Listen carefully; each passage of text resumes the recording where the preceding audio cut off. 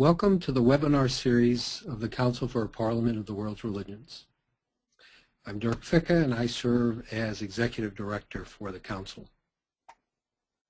Following today's presentation, we'll have time to take questions from our listeners.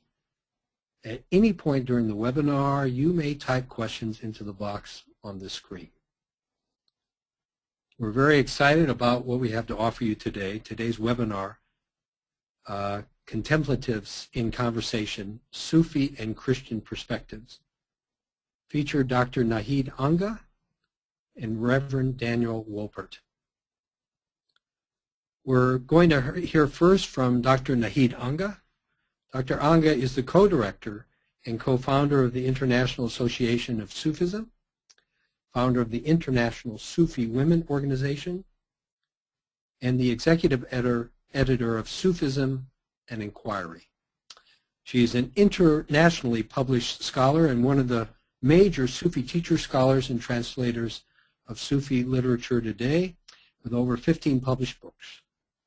She has lectured throughout the world, including at the UN, the Smithsonian Institute, CPWR conferences, Science and Spirituality, Cortona, Italy, and was among the distinguished Muslim leader and scholars who were invited to gather at the first annual Shakir World Encounters, an Islamic conference of peace in Marrakech, Morocco.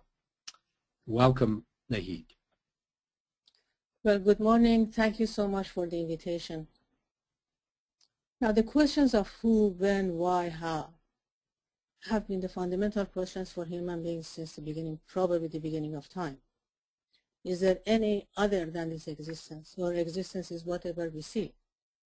So understanding the unity and the wholeness of this being, and being according to religion, or universe from the language of science, and harmony and attraction that bring all these elements together and into this being have been amongst the most fundamental questions in religion, spirituality, science, poetic expressions, or even our literature and works of art.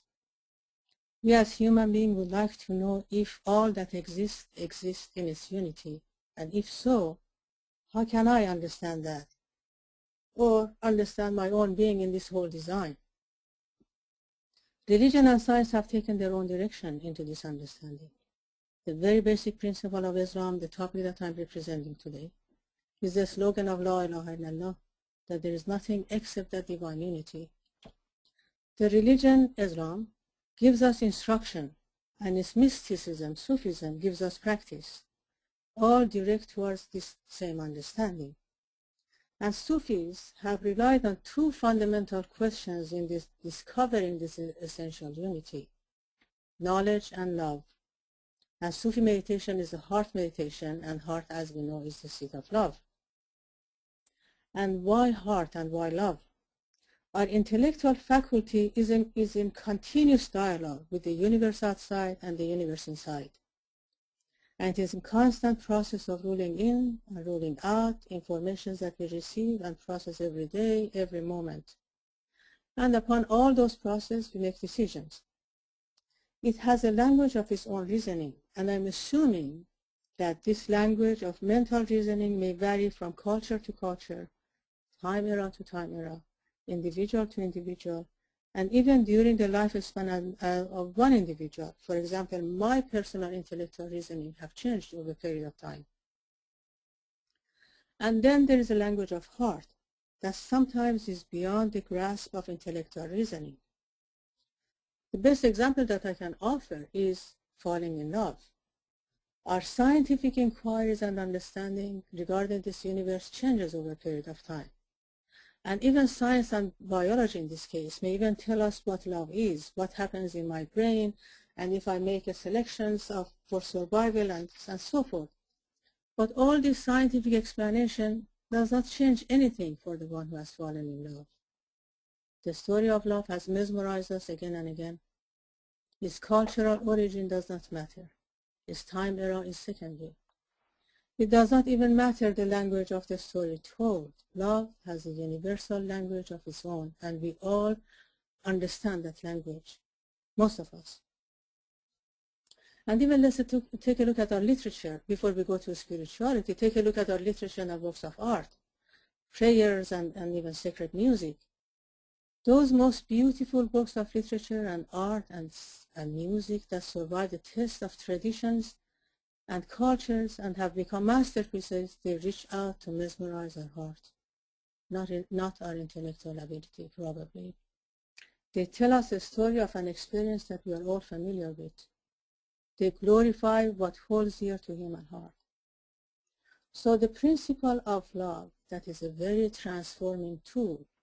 Its language is understood by many, and it surpasses the test of time and culture. Love in any language and any time era, in any individual, has almost the same kind of transforming effect.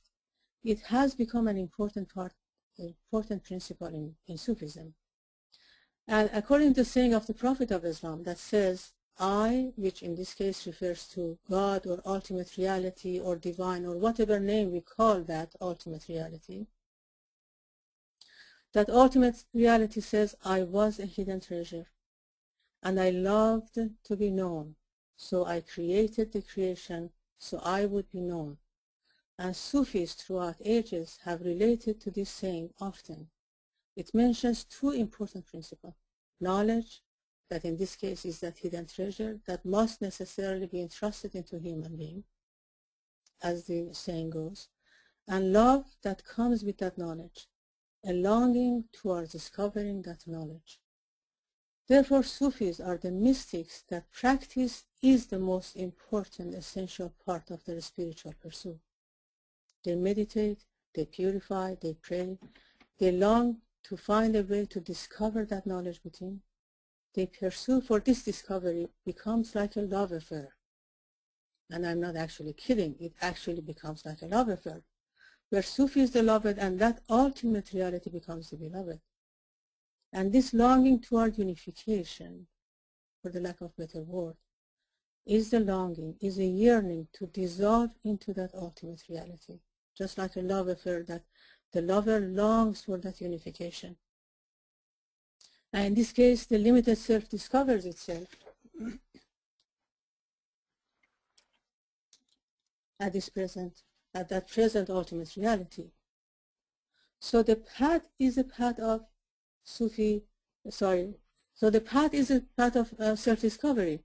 A Persian Sufi of the 11th century, whose book was called 100 Stations of the Sufi Path, and I have just translated that and it was published, says this discovery and coming into that reality is just like a raindrop that falls into the ocean and becomes united with the ocean.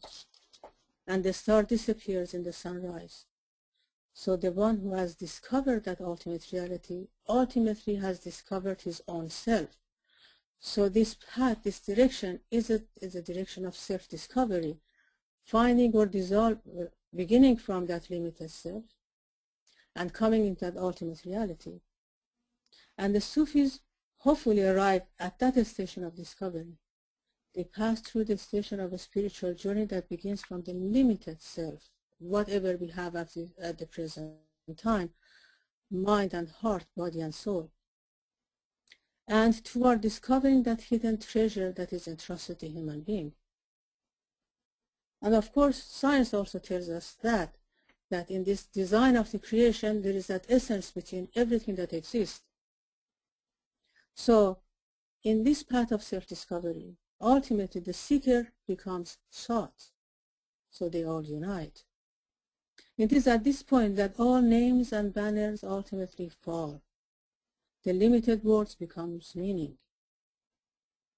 And when we arrive at that meaning, we understand each other's language. It is just like the language of heart, the language of love that is ultimately understood by all. So because we are, in this case, we are not confined into words and cultures and time era and so forth. The same way that we understand this language of love, and that language that surpasses the cultures and time. For example, what makes Rumi, a Persian Sufi of the 13th century, the most well-read poet in the West, like 7 centuries later? It is that familiar language of love that mesmerizes our heart and survives the test of time, and ultimately directs us to understand that ultimate reality. Now, I cannot talk about Sufism without mentioning its beautiful poetic language. It is like a puzzle that directs one towards the understanding in the most beautiful language of poetry. For example, now in this relationship between the lover and the beloved, meaning that human being and that ultimate reality, one of the Sufi masters of 12th century, Ghazali, says, this beauty, and that refers to God, this beauty needs a lover so that beloved can see her own beauty in the mirror of the lover's heart. In another word, this love affair between I, which is that hidden treasure, and the creation that must be discovered, this I, is of great importance. This I loved to be known, so it means that there is a love affair between him or whatever is, well, for the lack of better words, creator and the creation. There is a love affair between these two. So that ultimate reality loved to be known, and these are two important principles that are practiced in Sufism, and they have been a part of the Sufi practice, love and knowledge. Now, right there you have that love affair. So Ghazali says the beauty, that beauty needs a lover, so that beloved can see her own beauty in the mirror of the lover's love. This creates that ultimate unity between that creator and the creation. Now I would like to end with another poem, and then I will wait for the ending of the question and answer. So this poet says, we searched a while for the divine within the depth of our illusions, looking there to find his signs in the being of you and I. When love appeared, you and I were dissolved, and no more need to follow signs. So all those talks and teachings and ideologies and principles and philosophies for a Sufi has to become actuality. Thank you. Thank you, Dr. Angha.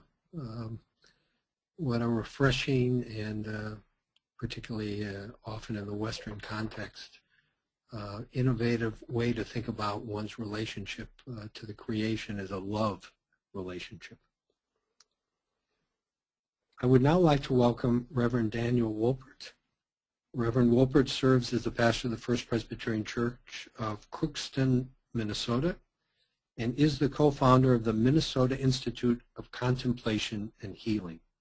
For the past 25 years, he has taught in the fields of psychology and spiritual formation, and has led retreats in such settings as the Art of Spiritual Direction program at San Francisco Theological Seminary, Youth Ministry and Spirituality Project, National Ministry Conferences at UCLA and UND, Luther Seminary, and numerous churches. He's also the author of Leading a Life with God, the Practice of Spiritual Leadership, Creating a Life with God, the Call of Ancient Prayer Practices, and co-author of Meeting God in Virtual Reality, Using Spiritual Practices with Media. Welcome, Daniel. Well, thank you very much, and thank you for having me as part of this panel, and what a beautiful meditation we just heard. Just wonderful. Thank you very much, Dr. Angha. What I would like to do is to say a little bit about contemplation in the Christian tradition. I'd like to begin with a little discussion of history, the history of contemplation in Christianity, say a little bit then about the reason for Christians engaging in contemplation, and then comment a little bit as well on methodology. So historically, contemplation in Christianity really comes out of the much more ancient traditions of mystical Judaism, where people realized that in their own separate minds, they needed to come up with ways of reaching the divine. And The notions of the beloved and union with God that Dr. Angha mentioned are really also key principles in this practice of Christian and Judeo-Christian contemplation. Contemplation and contemplative practice really took off in Christianity in the 3rd, 4th, and 5th centuries when people began to go out into the deserts of North Africa and what we now call the Middle East and spend a great deal of time both by themselves and then later in community seeking the presence of God in their midst. And it seems that much of the reason that this began to happen was that the very early Christian churches and communities really expected Jesus to return very quickly, maybe even a few weeks or months after his ascension.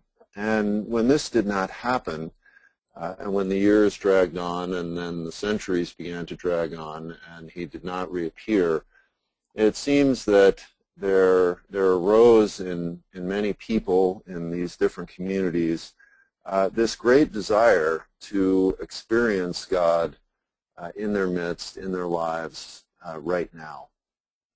And so, as I said, they began to go out into the deserts. They began to use a number of different meditation techniques to attempt to relate to this being that they called God, to attempt to, as Paul said, take on the mind of Christ or be transformed by the renewal of their mind. And so as they did this, they began, as I said, to do this individually. But interestingly enough, what happened then was that very quickly what looked like individual reflection really began to become the creation of community.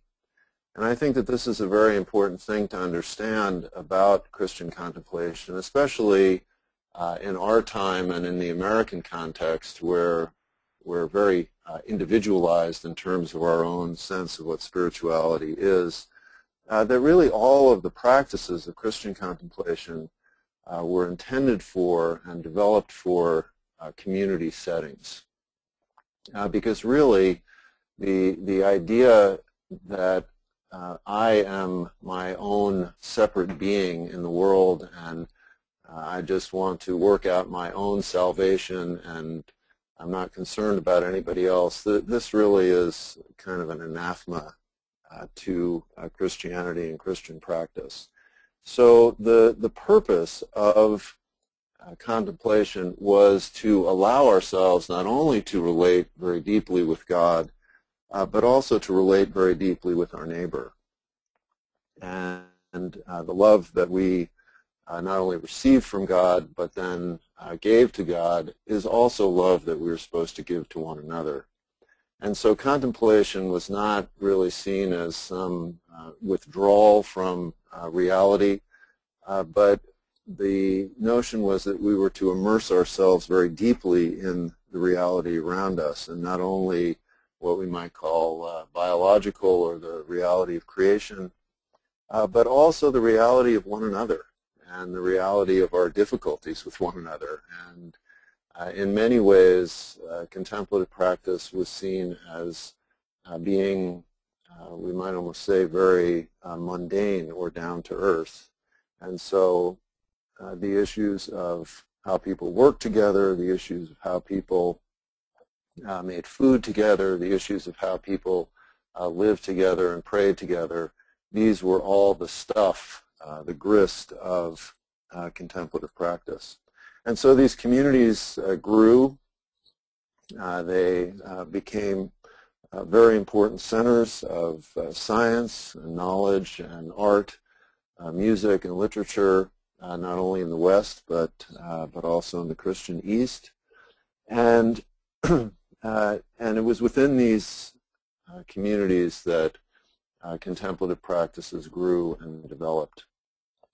And so really the focus, I would say, or the understanding of why people were engaged in contemplative practice was an understanding that our faith, much like the incarnation that we talk about happening with Jesus, that our faith and the focus of our faith is very immanent.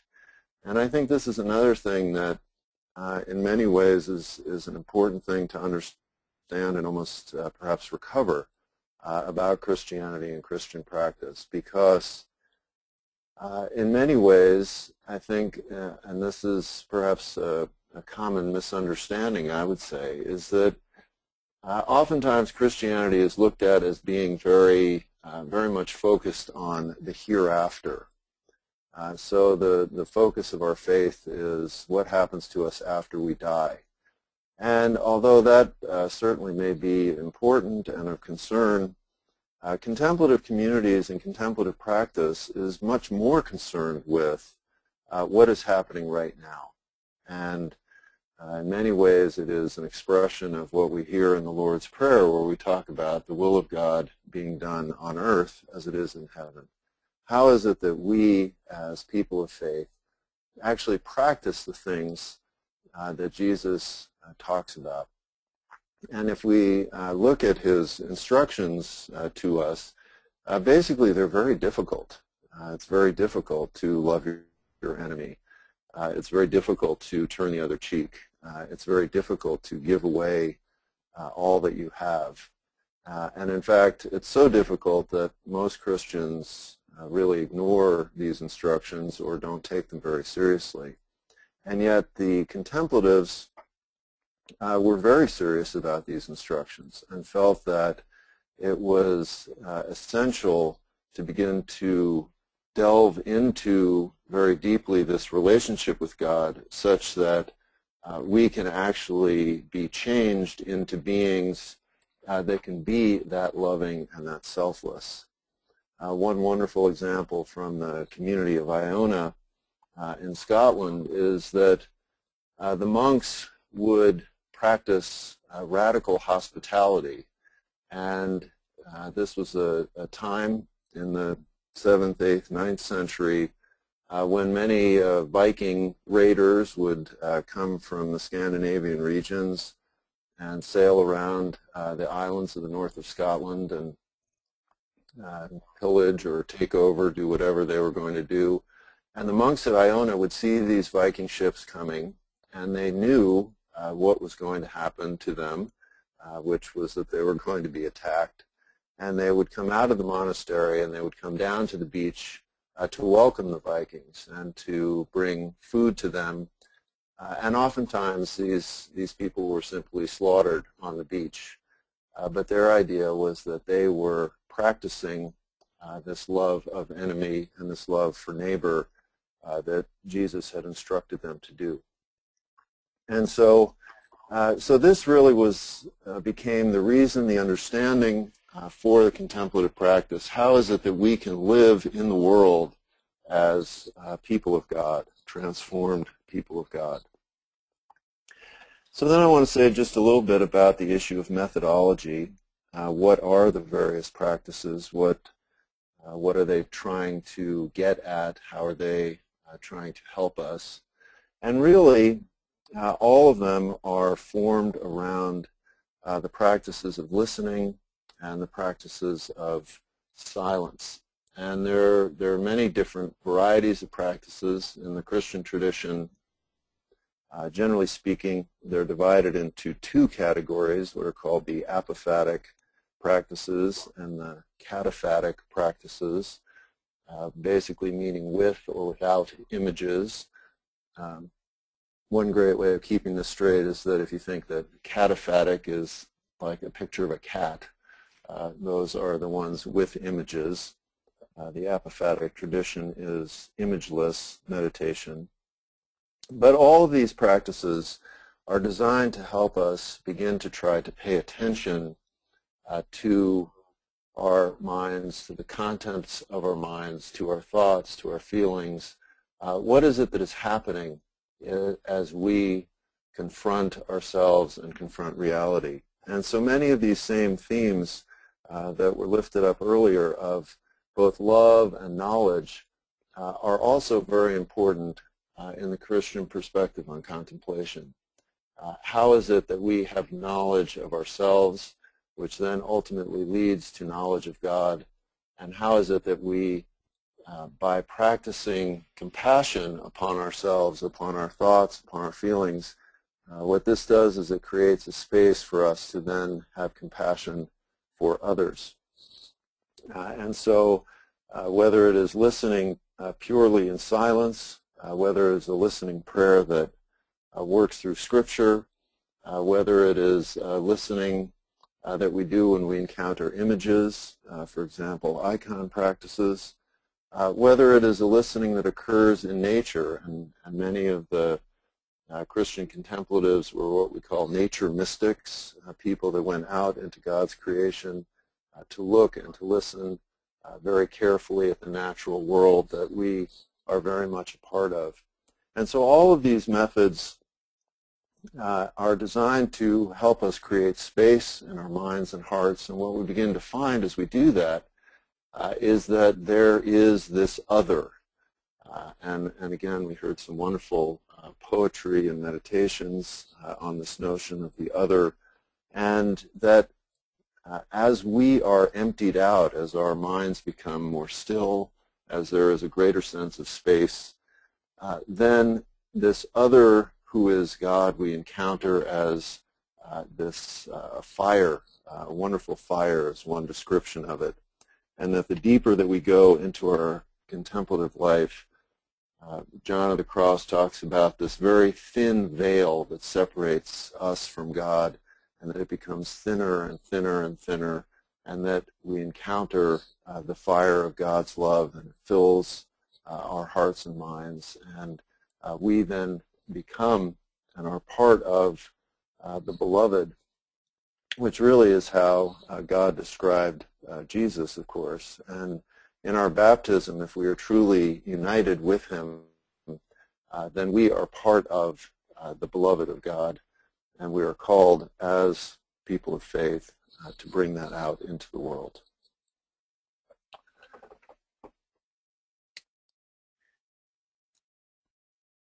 Very, very much for that, Daniel, giving us a historical perspective and then grounding it in various kinds of current practices. We have a number of questions that have come in, and if there are other questions, please don't hesitate to type in your question. I think the first question has to do with the cataphatic nature of some practice. Many Christian contemplative traditions use icons or images as a part of their practice, and I'd like to ask Dr. Angha, is there any corresponding practice in Sufism, or is it strictly apophatic? Well, teacher is of great importance in Sufism, because he or she is the one who leads a human being towards his or her own way. And he or she is not a destination. The destination is realization of that divine unity within yourself. So he's not going to stop you from going. Now, we can love our teachers and the pictures and their images, but those are because we love them and they are very sacred for us, but they are not the objects of our worship. As you see in the mosques, there is no picture of human being, there is no statue of human beings. You see designs and writings and beautiful designs. But ultimately, there is no face or there is no statue of human being in Islam, because even though teachers are of great importance, and they are holy and they are sacred, and they are we love them so dearly, but they are not the object of our worship. They are just leading us towards our own direction and our own destination. So there is none. Okay, thank you. Daniel, kind of a practical question. In mainline Protestant churches, if someone were thinking about starting a meditation group, what resources would you recommend for their use? Well, there are many different things. Certainly the the books that I've written through the Upper Room are resources for this sort of thing, the Creating Life with God and Leading Life with God. The Upper Room also has many different curriculum and other kinds of books that are helpful in this way. And as I said, there's numerous things out there. Really, I think in many ways the biggest challenge is actually taking the time to do the practices. That this is something that is very interesting about contemplative practice, is that in many ways the practices themselves are very simple, and the difficulty is in actually doing them. And so yeah, I mean, those are a couple of things, and you can certainly find many other curriculum or books that would be of help. You both spoke about kind of the pioneers in contemplative life and the developing of the tradition, the people who over the centuries have kind of devoted themselves entirely to these practices. I think about the Theravada tradition in Buddhism, where monks and nuns take a vow of poverty and chastity and simply devote themselves to the practice. Then in the Mahayana tradition, it's more focused on everyday people and the ways in which they can participate in the Buddhist path.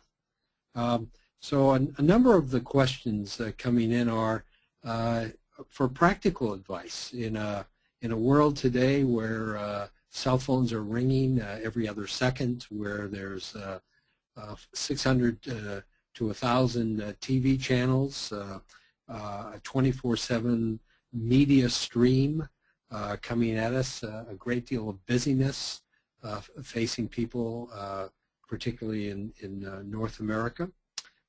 What practical advice do you have for people in terms of trying to be contemplative in the midst of a busy lifestyle? Dr. Angha?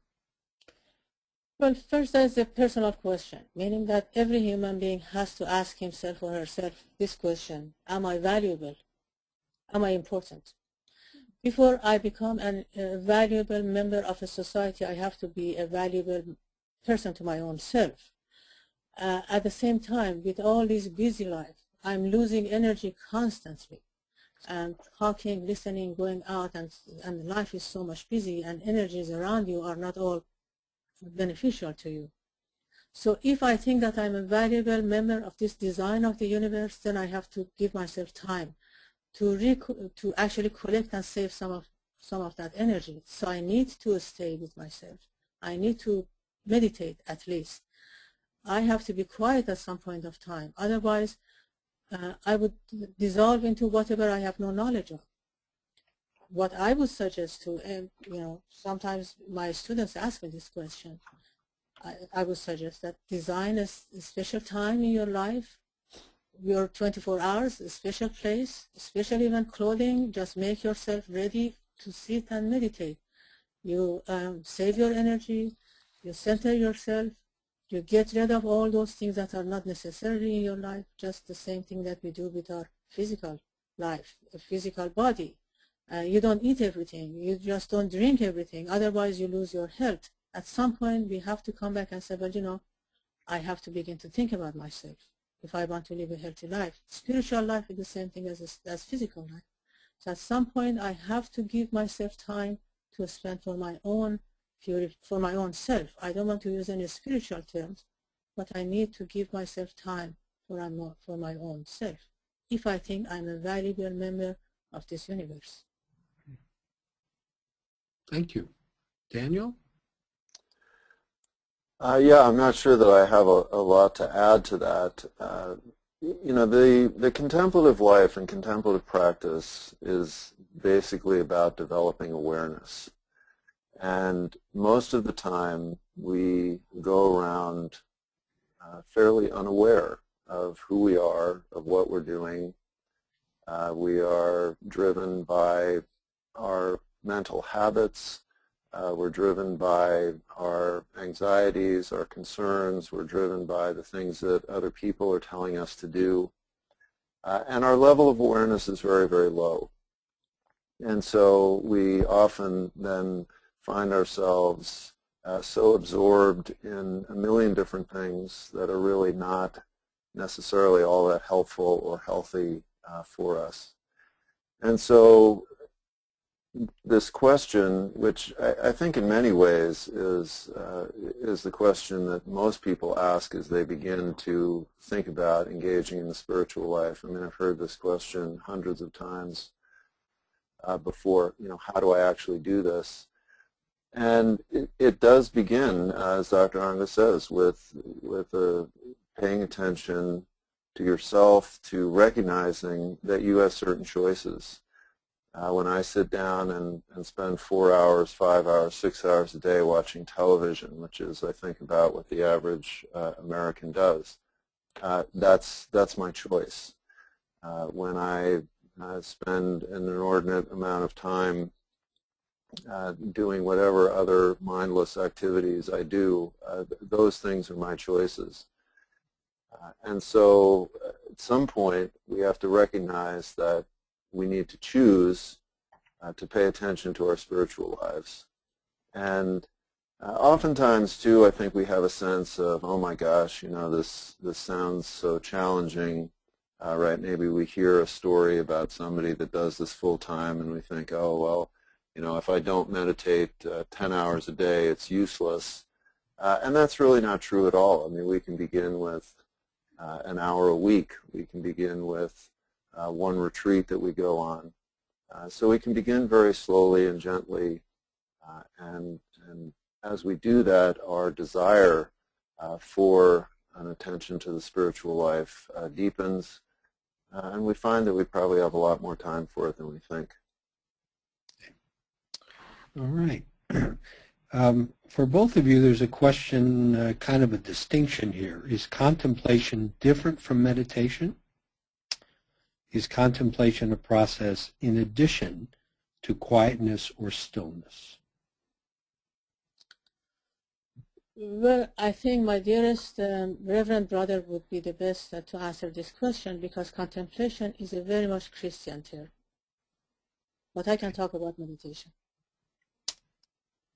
So Daniel, contemplation different from meditation? Well, I mean, yes and no. These are two terms that certainly, I would say in the modern time, have become very interchangeable. If one wants to get more technical about it, in the Christian tradition, contemplation and meditation have been used to, I think, distinguish different stages of the practice of prayer and the development of one's awareness. And so oftentimes contemplation was actually talked about as, in a way, an earlier stage in the process. Perhaps one was engaged in a cataphatic prayer process, and then as one entered very deeply into your relationship with God, that was talked about as a meditation or a resting in God. But I think, you know, nowadays, my sense, certainly as I see what's written and talked about, my sense is that these two terms are being used more and more interchangeably. Dr. Angha? Well, I can talk about meditation. There are many different reasons that we meditate. I'm not only talking about Sufi meditation. Sometimes we meditate because we want to be centered, especially in psychology or therapists. Sometimes we meditate because we want to be at peace, we want to relax. Sufi meditation is ultimately to tap into that knowledge that is entrusted into human being. So it means you have to concentrate your energies to a point in your system, and that point in your system in Sufi meditation is heart. Locate your heart. Sometimes we know where our heart is. And there are 7 different stages of heart that ultimately you arrive at that point that you can find your own place, location, space, and time in this design of the universe. So that is the reason for meditation. And of course, I cannot give you meditation over this conversation.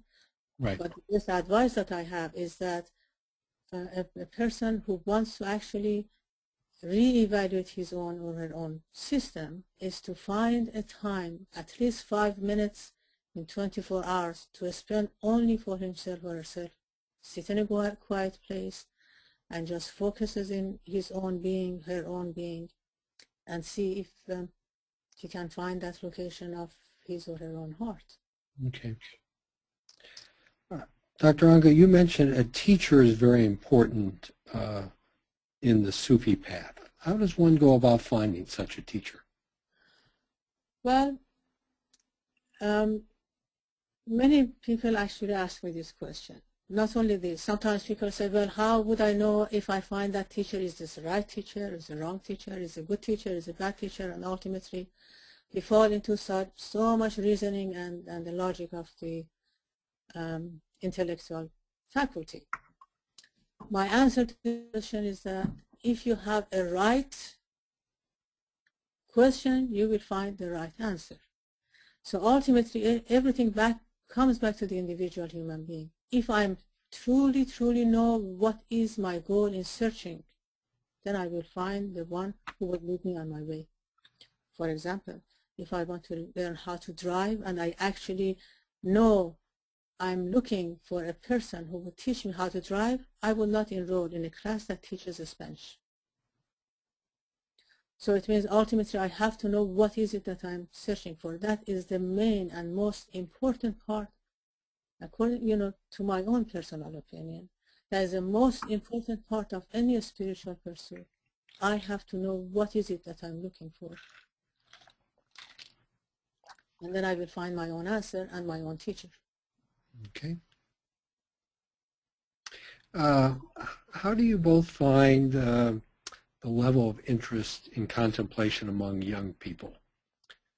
There's kind of a perception that to quiet oneself down and to become more settled as a person, that really happens in maybe your late 20s or early 30s.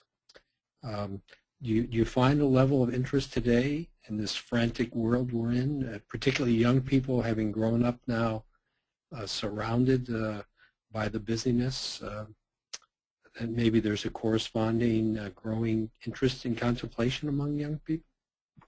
First of all, I have to give this young generation so much credit. First of all, they are facing so much information out there, constant distraction of everything. So when a young person looks for an answer and to that ultimate questions of why, and still we are asking that question, why I'm here, where I'm going. If there is a young person who actually asks these questions, then I have to give that person enough credit. And in reality, I see many people, especially in the younger generation, who are very much interested in Sufism. Maybe it's beautiful poetic language. Maybe it's a way of meditation. Maybe it gives importance to the individual human being because Islam is a very individualistic religion. I have seen great interest amongst young people that I have come to in meditation, in a spiritual pursuit. Mm-hmm. They don't want to be a part of religion, but they would like to know how they can begin spirituality. Mm-hmm. Yeah, I see a tremendous interest among young people, but I would also say I see a tremendous interest in people in general. And I would say that some of that has to do with the fact that if indeed God is seeking us, then really we are inclined as creative beings, we are inclined to return that desire. I think that people deep down inside want to feel, want to experience a very deep connection with all of reality. I think they are inclined in this way, and I think that actually one of the saddest things that we do to young people is to feel that they somehow cannot engage in the practice of contemplation. And oftentimes I will hear people say, oh, you know, you can't have kids practice silence, or you can't have them spend some time reflecting on their own minds in a positive way. But I've really found the exact opposite to be true. And I think that when we give young people the opportunities to engage in these practices, they gravitate towards them very much. They're very hungry for this. Recently, I was at an event with 1,000 junior high kids, and we did silent prayer together, and it was a very wonderful experience. So I think that this is something that we hunger for from a very early age, and that if we are provided with the opportunity to do that, that will ground us in a positive direction for our whole lives. Mm-hmm. I agree with you. It seems longing for that. Well, I don't want to use the name religion, or I don't even want to use the name God. But that longing has been within human beings probably since the beginning of time. We are always looking for that something that we don't. We have that love, but we are searching to find who that beloved is. At some point we worship sun, at some point we worship thunder, and some worship, you know, our idols and all its form. And it seems that this the spirituality, or the pursuit of that understanding, is really essential and to the heart of the matter of human being. We have been looking since the beginning of time. Yeah.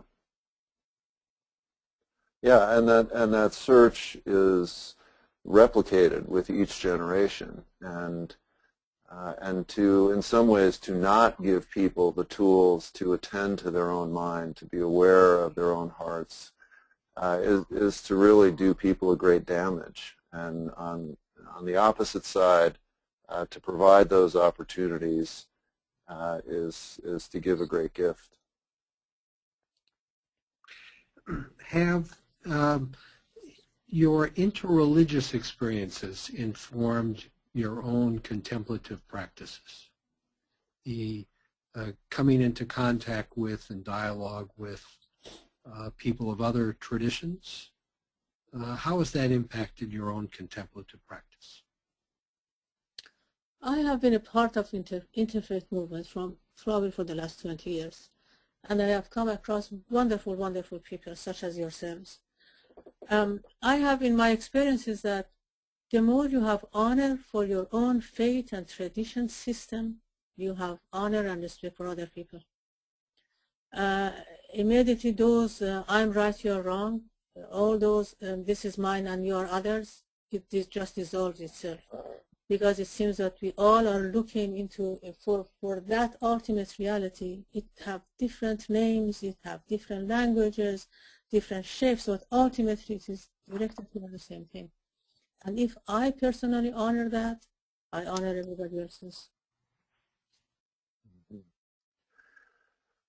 Yeah, in many ways, it seems to me that contemplation, meditation, is a wonderful window or method for interfaith reflection, because at the heart of the matter, so to speak, is that we are all human beings with hearts and minds, and we sit down somewhere and we begin to watch our hearts and minds.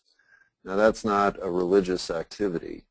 That simply is a way of drawing our attention to how we experience reality. And we then go deeper into that practice. There are many stages to that. There are many different experiences that occur. And we come out of those experiences and we have to try to name them.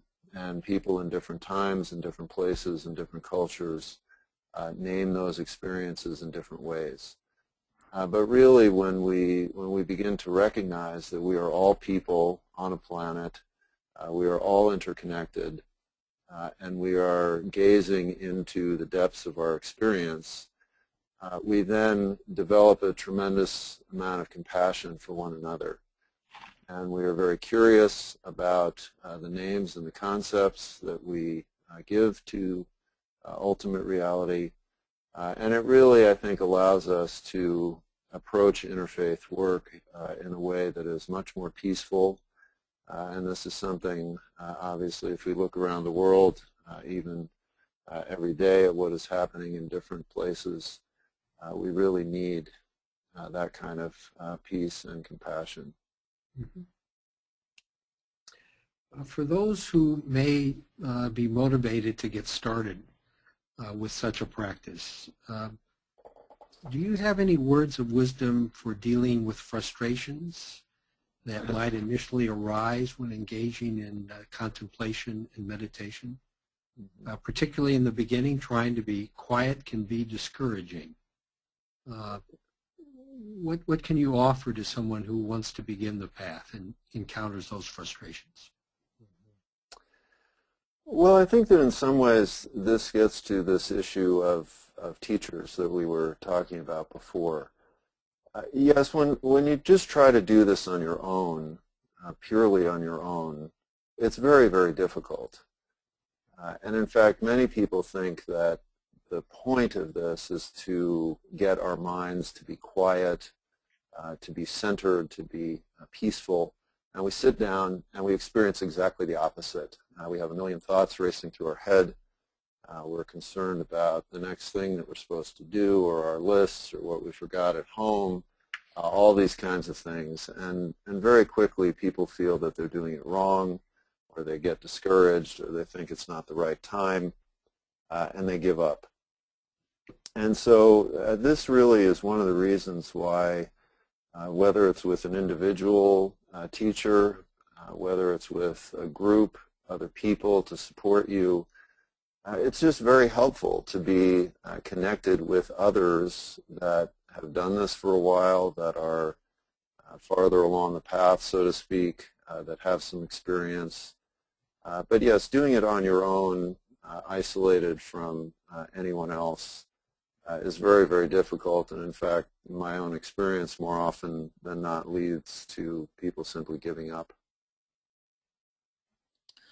Well, a teacher plays such an important role. And being a part of community is also very important, because we are social beings and we would like to be a part of community. It gives us a safe place and gives us security and peace. But ultimately, a human being has to begin from himself or herself, because if that knowledge is within everyone, it doesn't mean one has more, one has less. It means that one has discovered that and the other one is still in the process. If there is that ultimate reality and that essential being, it means that essential being is within the matter of, within the heart of every being. Not only human being, every being. Otherwise that would not exist. That being would not exist. If that essential being is within you, then it is there. Teacher helps you to go through the process and ultimately connect with that essence, with that ultimate reality that is entrusted in you. That is the job of the teacher, helps you. But you have to begin, you have to continue, and you have to arrive. If I'm a lucky person, I will find a teacher who would help me. If I cannot find a teacher or a community or a group of people who would help me in the process, I would still make sure that I design a special period of time in my life, maybe after all the works are done, but not the worst part of my time. I would sit, I meditate. One of the very introductory practice in Sufi meditation is listening to your heartbeat. It means you have to draw all your energies toward your own self and be in yourself, meaning that don't be in different other places. Do not be in the past or in the future. Do not be in other locations. Be just being yourself and try to find a way to listening to your heartbeat. It doesn't mean listening to your pulse. It doesn't mean listening to your ear. It means to find the location of your heart and begin to listen to your heartbeat. It may be difficult at the beginning, but ultimately you find your way. And hopefully during this practice, you will find a teacher who is waiting for you and you are waiting for the teacher. Dr. Angha, are you a teacher of meditation? And is it common for women to be teachers in the Sufi tradition? Sometimes people do not know about the contributions of Sufi women masters in the history of Sufism, from the very beginning of Sufism. But of course, Sufism goes back to the time of the Prophet of Islam, to a group of people who used to sit on the platform of his mosque in Medina, sorry, and began asking these questions, addressing the Prophet of Islam and asking him, you are talking about a God, and you have an understanding of this reality. What about me? How should I have that understanding? So it is there that they began to develop the principles of meditation, purification, and you know, all these principles that are very essential in Sufism. From the very beginning of that time, we have Sufi women masters that have, we are talking about 7th century all the way to the 21st century, from different nationalities, different cultures, different backgrounds, and different time era, and they have made sure that their space is very secure. They have claimed their own authority. They have been writers, and they have been preachers, and they have been speakers, and all of the above. So it is very common in the world of Sufism for Sufi women who are masters. However, you don't hear much about them. That is the probably mistakes of the cultures and traditions, not Sufism. And yes, I am. Okay. Thank you. I needed to give that introduction. Sorry about the long. That's okay. That's all right. Well, I want to thank you both for joining us today. It's clear that you both bring a combination of knowledge and insight and perspective, as well as it seems very clear you're both also committed to the practice. And that comes through very clearly. So thank you for joining us, everyone, today for this talk with Dr. Nahid Angha and Reverend Daniel Wolpert. Please join us in March for our next webinar entitled, What is My Responsibility for Peace in the World? 5 Steps Toward a Peace Process, with Alexandra Asili, who has done courageous work in trying to bring peace to the troubled land of Lebanon. We also invite you to stay connected with the interreligious movement through our email newsletter and by visiting our social network at peacenext.org. Today's webinar is being recorded, and the recording will be available on our website within the next few days if you'd like to review it or share it with others. The vision of the Council for a Parliament of the World's Religions is of a more just, peaceful, and sustainable world. The Council works to cultivate harmony among the world's religious and spiritual communities and to foster their engagement with the world and its guiding institutions. For years, the Council has creatively and concretely worked to link the interreligious movement from the local to the global. And we send our thanks to all of you who are doing your own part for a better world. Once again, on behalf of the Council, thank you for joining us today. Thank you. Thank you.